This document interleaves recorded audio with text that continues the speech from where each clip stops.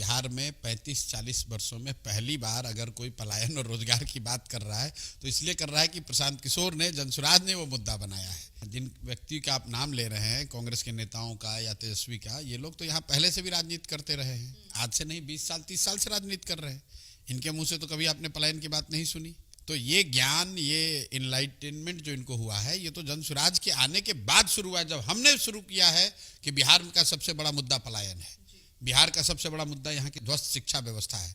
आप राहुल गांधी का, तेजस्वी यादव का कोई मुझे भाषण सुना दीजिए, लोकसभा चुनाव लोग लड़े हैं, किसी भाषण में इन्होंने पलायन की बात करी हो, किसी भाषण में इन्होंने ध्वस्त शिक्षा व्यवस्था की बात की हो। अब इनको लग रहा है कि अरे प्रशांत किशोर और जनसुराज में इतने लोग पलायन के नाम पर जुड़ रहे हैं तो हम भी कर ले। और वो देखिए, करे उससे कोई नुकसान, उससे तो फायदा है। यही तो जनसुराज की ताकत है, जनसुराज की जीत है कि बिहार का चुनाव अब इस पर तय किया जाएगा कि पलायन मुद्दा है कि नहीं, और उससे भी बढ़कर कि पलायन को रोकने का किसके पास प्लान है।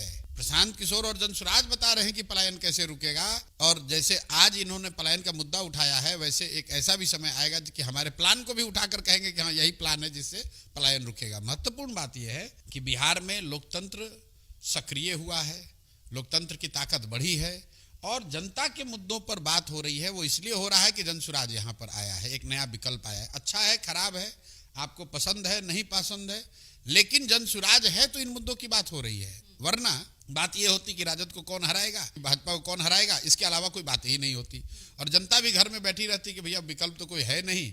लालू को अगर नहीं देना चाहते हैं तो नीतीश को।